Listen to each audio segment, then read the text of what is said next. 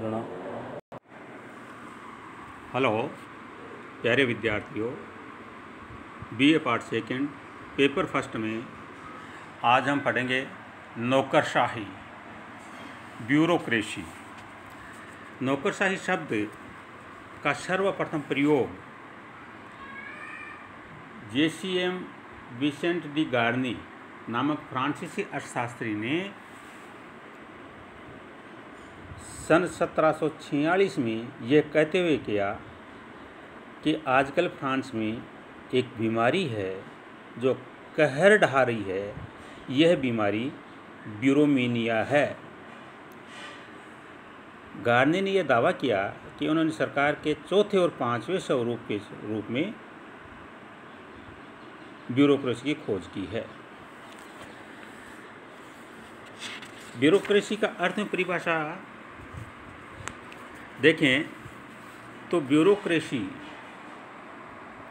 शब्द फ्रेंच व ग्रीक भाषा के दो शब्दों से मिलकर बना है, जिसमें फ्रेंच भाषा के ब्यूरो का अर्थ डेस्क या ऑफिस तथा ग्रीक भाषा के क्राटास का अर्थ है शासन या राजनीतिक शक्ति होना है।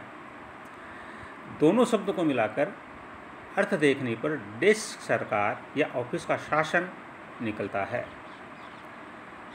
अतः वह शासन जिसे कार्यालय में कार्य करने वाले कार्मिक चलाते हैं वह नौकरशाही कहलाता है। अब हम देखते हैं नौकरशाही के प्रकार।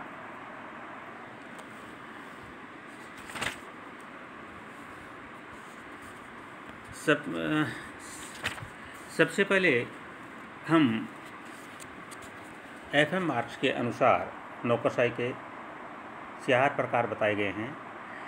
अभिभावक नौकरशाही, जिसको गार्जियन ब्यूरोक्रेसी कहा जाता है, इस प्रकार की नौकरशाही प्राचीन काल में राजतंत्र शासन काल में पाई जाती थी।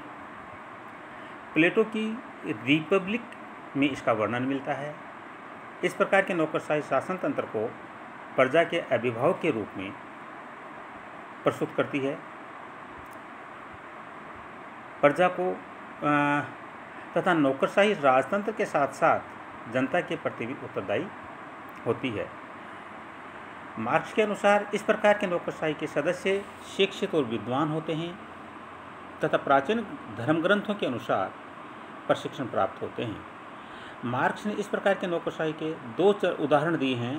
पहला चीनी नौकरशाही सुंग काल के उदय से 960 तक की तथा दूसरा प्रशा वर्तमान जर्मनी की नौकरशाही सन 1640 से 1950 तक।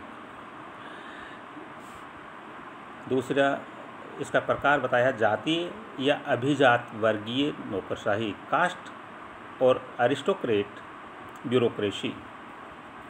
जैसा कि नाम से स्पष्ट होता है कि जाति विशेष या उच्च वर्ण क्रम के आधार पर बनी नौकरशाही को इस प्रकार में रखा जाता है। इस प्रकार की नौकरशाही में नियुक्ति का आधार जाति या वर्ण होता है। प्राचीन एवं मध्यकालीन भारत में रियासतों की नौकरशाही इसी प्रकार की होती थी। विलोबी ने इसे कुलीन तंत्र कहा है। नेक्स्ट पॉइंट है संरक्षक नौकरशाही, पेट्रोनेज ब्यूरोक्रेसी।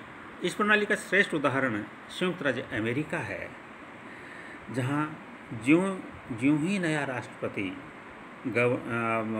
पद ग्रहण करता है उसे अपने चहेतों को उच्च पदों पर नियुक्ति देता है, जिसे स्पोइल सिस्टम लूट प्रणाली के नाम से जाना जाता है। इस प्रणाली की शुरुआत प्रथम राष्ट्रपति जॉर्ज वाशिंगटन से हुई है और राष्ट्रपति जेफरसन व एडम्स ने इसे पल्लवित किया है। तीसरी आगे की जो नौकरशाही का प्रकार है वह योग्यता आधारित नौकरशाही है, मेरिट बेस्ड ब्यूरोक्रेसी। इस प्रकार की नौकरशाही वीबर के आदर्श प्रारूप के करीब है। इसमें नियुक्तियों पदोन्नतियों का एकमात्र आधार योग्यता होता है तथा ये राजनीतिक कार्यपालक से प्रभावित हुए बिना तटस्थ रूप से और अनामता के आधार पर कार्य करती है। इस नौकरशाही के प्रत्येक कार्य, प्रक्रिया, अधिकार और पद के नियमों के आधार पर गठित किया जाता है। नेक्स्ट पॉइंट है प्रतिबद्ध नौकरशाही।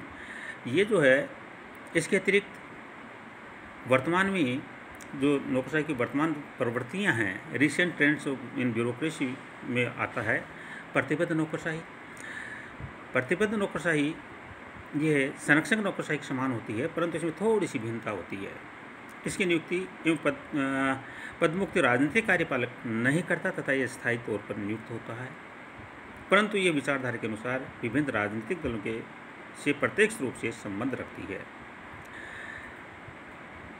जिससे ये वह दल सत्ता के आने पर प्रतिफल के रूप में उसके अधिकारियों को अच्छे पदों पर, ऊंचे पदों पर नियुक्त करता है, परंतु दल के सत्ता में नहीं रहने पर इनका स्थानांतरण कम महत्व वाले जगहों पर हो जाता है। वर्तमान में लोकतांत्रिक देशों में न्यूनाधिक मात्रा में यह सभी देशों में पाई जाती है। तटस्थ नौकरशाही।